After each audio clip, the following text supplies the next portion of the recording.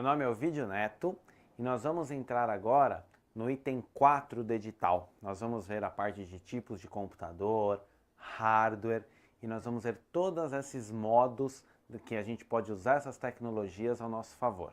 Então o item 4 diz o seguinte: conceitos básicos e modos de utilização de tecnologias, ferramentas, aplicativos e procedimentos de informática. Vamos lá? Muito bem. Esse tratamento automático e racional da informação conta com aliados da tecnologia atual, que se disseminam entre vários equipamentos eletrônicos que, além de contar com peças cada vez mais sofisticadas, conta com códigos de programação capazes de realizar operações matemáticas e lógicas dos mais diversos tipos e para os mais variados propósitos. Em cima disso, a gente pode dizer que quando a gente fala de hardware e software, tá? Nós estamos falando de computador. Quando estamos falando de computador, nós estamos falando de hardware e software. Quanto mais modernos foram meus equipamentos, né, os meus hardwares, lembrando que hardware é a parte física do computador, e quanto mais rápido for os meus softwares, os meus aplicativos, os meus utilitários, que foram desenvolvidos através de linguagens de programações modernas e eficazes, mais desempenho eu vou ter.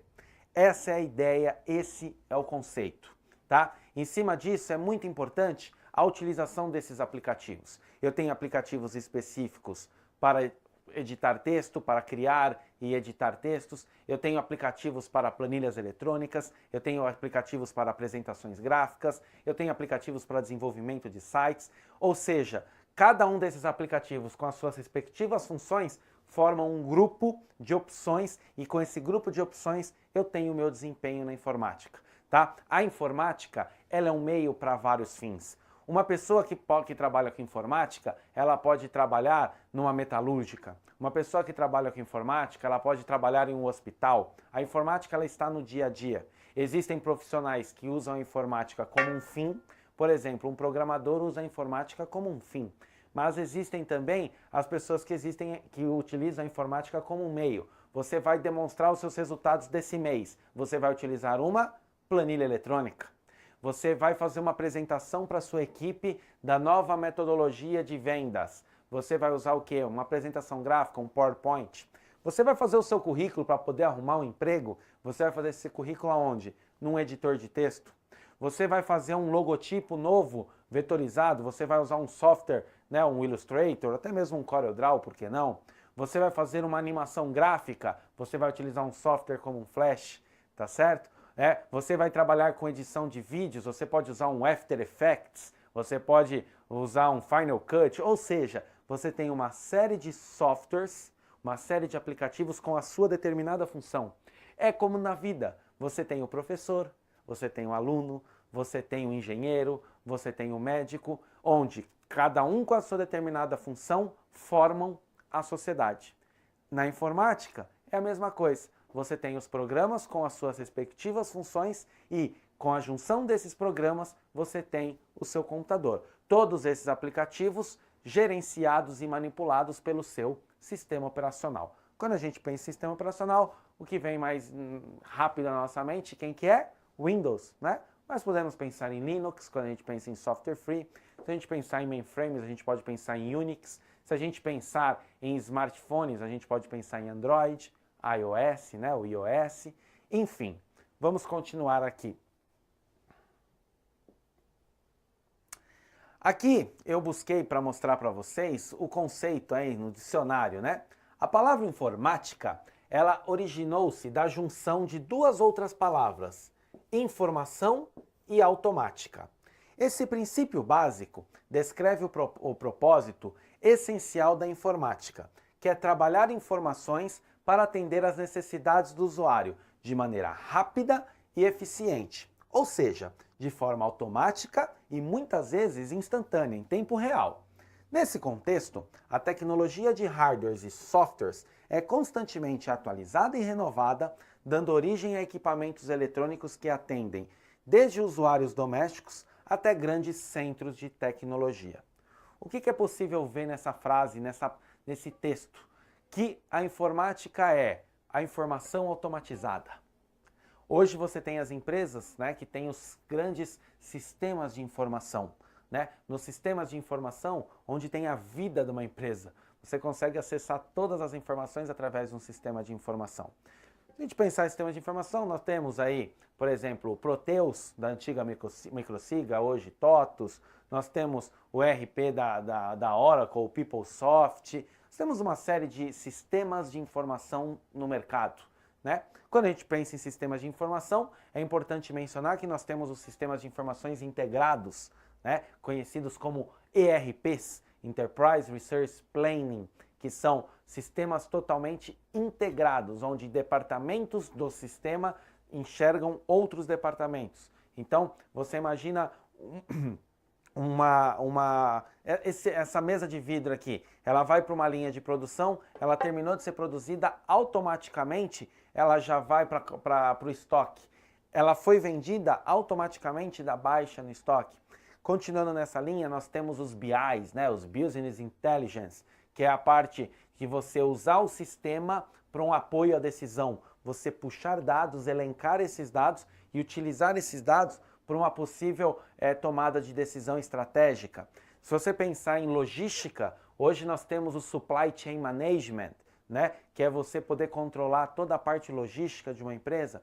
Enfim, todas essas informações automatizadas formaram a informática. Continuando aqui, vamos trabalhar agora, nesse momento em diante da aula, nós vamos ver os tipos de computadores. Por quê? Quando eu falo em computadores, quando eu falo em informática, que eu mostrei na tela anterior, buscando do dicionário, né, que é informação automática, informação em tempo real, desde o uso doméstico, lá na minha casa, na sua casa, ou até grandes empresas, software houses, enfim. Se a gente pensar nos tipos de computadores, hoje nós não temos só um tipo de computador.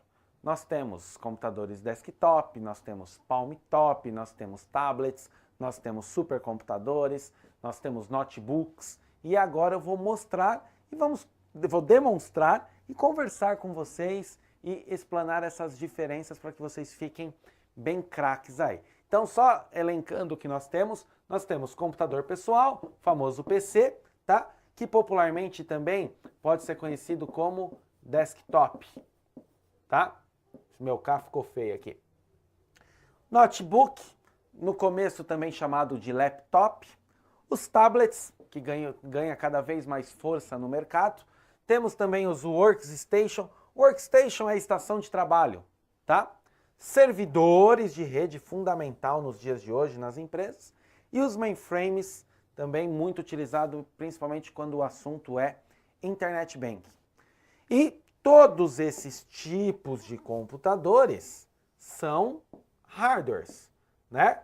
De novo, hard em inglês, difícil, né? Se eu pensar em software, soft em inglês é algo clean, não é isso? Então, hardware, parte física do computador.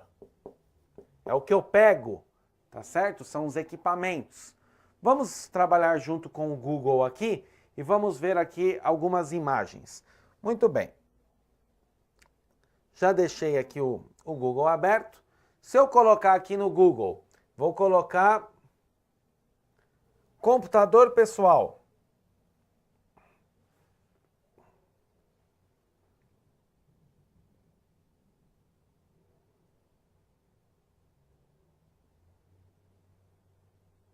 Computador pessoal.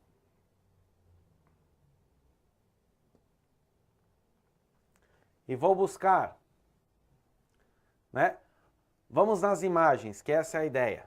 Então, quando eu falo aqui em computador pessoal, eu estou falando de computadores do modo tradicional. É o que a gente sempre conheceu, né? Então, se você pode ver aqui, nós estamos trabalhando, ó. Então, eu tenho o gabinete, tá certo? Eu tenho aqui o monitor, eu tenho aqui o teclado, eu tenho aqui o mouse. Então, eu tenho todas as informações no gabinete e eu tenho todas as informações, na verdade, dentro desse, quem que está dentro desse gabinete? Dentro desse gabinete nós temos a placa-mãe, né? E todos os periféricos estão ligados a ele. Essa imagem aqui ao lado, ó, ela é sensacional. Nossa, essa imagem é muito boa. Nessa imagem aqui, né, eu vou até dar um destaque para ela. O que acontece? O gabinete, ele está aqui desvendado, e onde eu tenho, ó, a placa-mãe. Na placa-mãe, eu tenho as placas controladoras, placa de vídeo, placa de rede.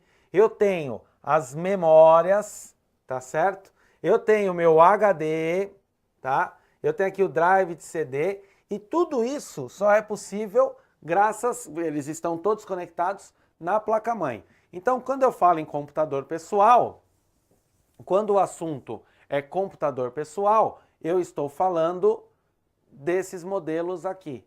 Aqui a gente tem alguns modelos antigos. Quer ver mostrar para vocês? Vamos aproveitar que eu estou com a internet aqui. Eu estou com o mundo nas minhas mãos, literalmente. Então, se eu puxar aqui, quer ver? Vou trazer para vocês o CP500.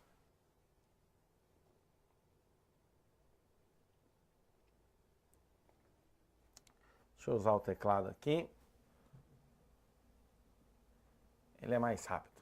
CP500. Olha que legal aqui o CP500. Né? Então, ó, nós temos aqui, ó, os computadores como eles eram, né? O computador pessoal logo que começou, né, na verdade com bastante uso empresarial, o CP500 ele também era uma workstation. Tá ok? Legal? Dando continuidade aqui, o próximo que entra são os notebooks. Então, se a gente vir aqui e buscar por notebook,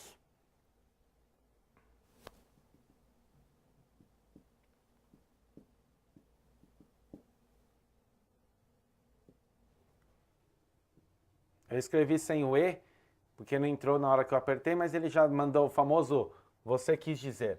Então, olha aqui, no notebook, né, nós temos aqui todos esses notebooks que são o quê? Os computadores portáteis.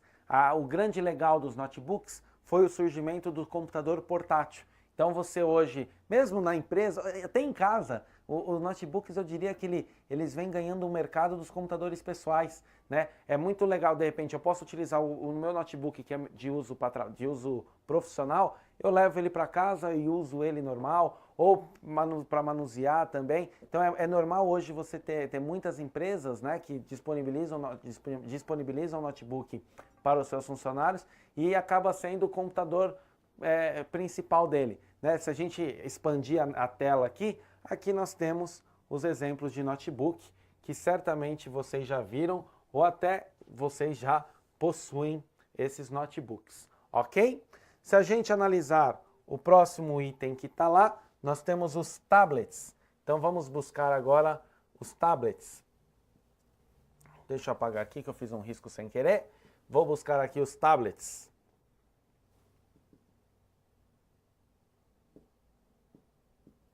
Então eu tenho aqui.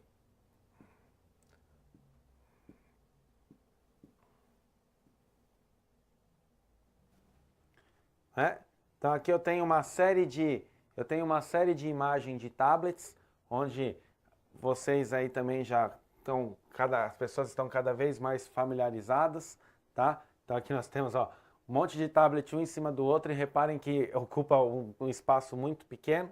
Os tablets hoje, a grande maioria dos tablets, eles trabalham na mesma linha dos smartphones, né? Os smartphones, então no caso do tablet, quando a gente pensa em tablet, os principais sistemas operacionais instalados nos tablets são o Android e o iOS, né? Então nós temos aqui todos esses tablets para poder ver. Reparem que até tem a fotinha aqui, ó, né? Tem o logotipo aqui do Android, que dá para a gente ver bem essa opção, tá? Então com isso nós temos, relembrando aí, os desktops, nós temos os notebooks, nós temos os tablets. Isso são tipos de computadores, ok? Tudo isso são tipos de computadores. Voltando para lá na minha apresentação, o próximo item que nós temos são os workstation. Então, vamos apagar essa tela aqui. Lembrando que workstation são estações de trabalhos. Vamos voltar aqui e vamos escrever aqui. Work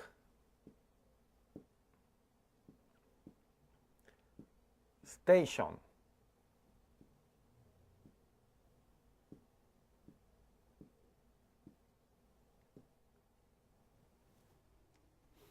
Tá? Então, olha aqui.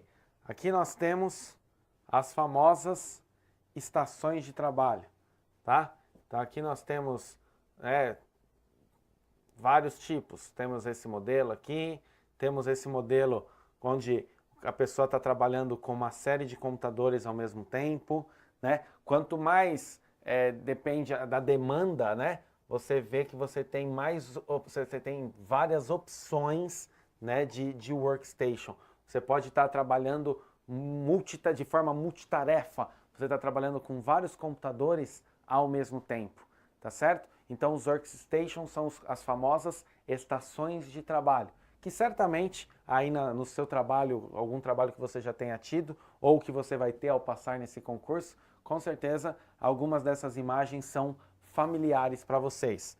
Voltando aqui na nossa apresentação, nós temos também os servidores de rede. Os servidores de rede que são fundamentais, né, quando o assunto é computação em rede. Quando a gente fala em trabalhar com rede, significa que vários computadores estão interligados. Um exemplo de rede, a internet. A internet é a rede, né, tanto que net em inglês, rede, international, a rede internacional. A rede internacional dos computadores é a internet, mas a sua empresa, ela pode estar conectada em rede. Se ela está conectada em rede, com certeza ela vai ter os servidores de rede. Fazendo um adendo aí, já que eu entrei no assunto de rede, a gente pode dizer que nós temos dimensões de redes. Nós temos as LANs, LAN, né? O que é uma LAN? L-A-N, Local Area Network, é a rede de área local. Então imagina aí, você trabalha numa empresa que tem uma sede, tem lá 3, 4 andares, enfim, ou um andar só que seja, e esses computadores desse local apenas estão em rede. Então isso é uma LAN. Lembram, agora não perdeu porque o computador barateou muito, mas lembra da febre das LAN houses? O que era LAN house? Casa da LAN, ou seja, você jogava em rede ali, e aqueles computadores estavam em rede. Mas vamos voltar para o assunto profissional que é melhor. Então pensando na empresa local, isso é uma LAN. Digamos que ela tem uma filial e a filial não está interligada a essa rede, não é uma LAN. Agora, aproveitando o gancho, se essa filial que está em outra cidade, em algum local com uma distância não tão grande, nós podemos chamar de MAN. O que é uma MAN? É Metropolitan Area Network, ou seja, rede de área metropolitana.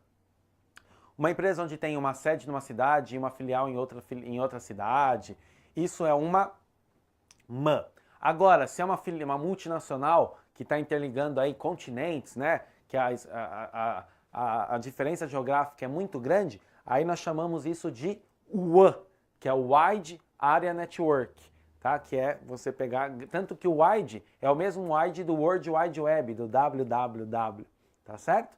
E até algumas pessoas têm usado esse termo cada vez mais, até pelo fato de os computadores baratearem e dentro de uma mesma casa você ter 2 computadores, 3 computadores, às vezes com seu irmão, com a sua irmã, com a sua esposa, enfim, e você cria uma rede pessoal.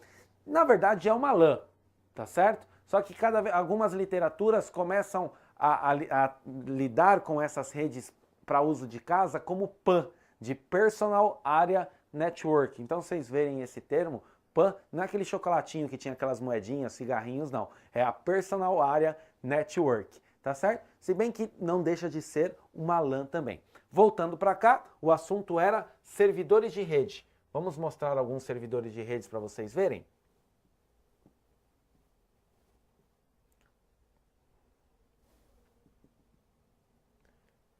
Servidores, opa, faltou o E. O E não quer entrar. Agora entrou. Servidores. Engraçado que aquela hora que eu escrevi notebook, o E também não entrou. Servidores de rede. Servidores de rede, tanto faz. Enfim, aqui deixa eu limpar a tela. Reparem que quando a gente fala em servidores de redes, nós falamos em megas computador. Ó, servidor de internet, então, olha aqui, ó, né? Tem empresa que cuida mais do servidor lá do que dos próprios funcionários, porque a vida daquela empresa está ali, né? Se eu olhar aqui os servidores de rede, aqui nós temos um modelo, aqui outro modelo, são computadores parrudos, né? São mega computadores aí, até mesmo para poder aguentar o volume de informações. Imaginem uma multinacional que troca informações o tempo inteiro, ela vai ter, né? Vamos imaginar um banco. Você vai lá no seu banco, sei lá, vai no Itaú. Você vai lá no Itaú, quantos saques por segundo é realizado no Itaú? Depósitos. Imagina, o Itaú não pode ficar fora de área nem um segundo, porque é um caos, né? Às vezes em metrô, já aconteceu alguma vez com você de ter caído o sistema e aí, consequentemente, as pessoas passam pelas catracas sem pagarem, né? Isso aí gera um prejuízo gigantesco, né? Então, até pegando esse gancho de servidores de rede, nós temos os mainframes, que são os supercomputadores. Então, já aproveitando, né, se a gente voltar lá na nossa apresentação, ó, reparem que o próximo item eram os mainframes. Então, se a gente puxar aqui os mainframes, estou limpando a tela como um geral, vou vir aqui e vou puxar aqui, mainframe.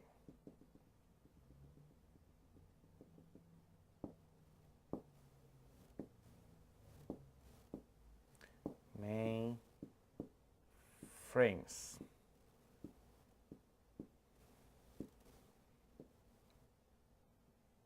Olhem aqui. Aqui nós temos, né, uma série de mainframes para vocês terem uma ideia, né, bem interessante, que são aí os famosos supercomputadores, né? Então você vê que aqui, ó, você pode analisar que nesse mainframe aqui, ele literalmente, ó, ele pega um andar de uma empresa. Você consegue observar aqui que tem até uma pessoa caminhando. Com certeza a foto é até para mostrar essa dimensão. Eu tive, não sei se vocês lembram da Intelig, né? Na época que a Telesp, né, passou a ter as privatizações, né, que aí tinha telefone, aí teve a Intelig era, se eu não me engano, acho que era 023, ela saiu de cena. Eu cheguei aí no backbone da Intelig, né, que é para pegar a estrutura, é algo assim de outro mundo. Imaginem um andar assim gigante, lotado de máquinas, né, com esses mainframes. Então os bancos com certeza usam mainframe, né, as seguradoras usam mainframe, até fazendo um gancho com linguagem de programação, que é o que eu gosto, eu adoro linguagem de programação. Tem uma linguagem de programação chamada COBOL, ela é uma linguagem de programação específica para mainframes, e é uma linguagem de programação assim dos anos 70. E, incrivelmente, até hoje, ela tem um mercado. Um programador COBOL ganha muita grana, porque ela trabalha com esse volume de informações, ó, a gente analisando aqui as fotos, é muito interessante. Até para trazer o histórico, o próprio Google mesmo sugere, né, aqui, ó, tá vendo, mainframes antigos, né, se a gente pegar foto de mainframes antigos, é bem interessante. Aqui, ó, se a gente puxar mainframes dos anos 50, tá? Né? Olha só, mudou muito, né? E finalizando esse assunto assim de mainframe, se a gente pensar lá no primeiro computador, né? O primeiro computador é considerado o ENIAC, né? Que significa Electronic Numerical Integrated and Computer. O ENIAC, existem algumas literaturas que tratam o Mark I como o primeiro computador, mas são polêmicas, mais ou menos como o Santos Dumont foi o primeiro a voar, ou os irmãos, né? Enfim. O ENIAC, foi um primeiro computador, e ele era um mainframe, ele não era um computador para uso pessoal, ele usava válvulas, né? Por isso até o tamanho, e o ENIAC ele fazia apenas as 4 operações matemáticas, né? Ele fazia adição, subtração, multiplicação e divisão. Então era um monstro para fazer uma calculadora que vem junto com o doce lá, que você compra com o doce, e ela faz desse jeito. A calculadora do seu celular faz muito mais do que o ENIAC na época em si, né? As gerações dos computadores, elas passaram das válvulas, né? Aí elas passaram a ter os transistores, né, componente eletrônico, os transistores, passaram a ter os circuitos integrados, os chips e por último a quinta fase quando vem a miniaturização, né, que é cada vez diminuindo. O ENIAC, que era aquela bomba que não fazia quase nada, hoje você tem o seu smartphone, que é um computador mega potente, né? Voltando aqui para a nossa apresentação,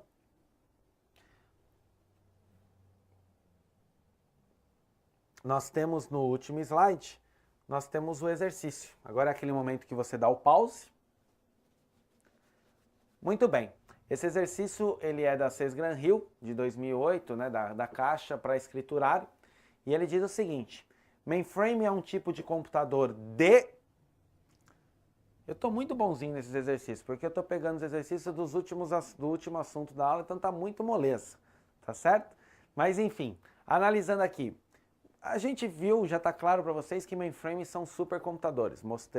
A gente viu e eu mostrei, falei e tudo mais. Então, quando a A começa falando pequeno porte, é ideal para uso doméstico, assim como os PCs, né?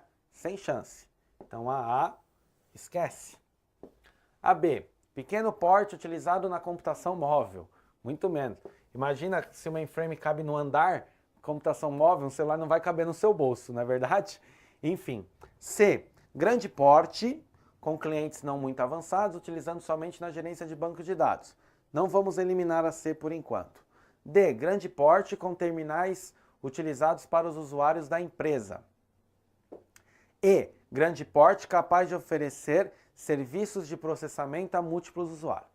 Legal, então tanto a C quanto a D quanto a E dá margem da gente poder escolher uma delas.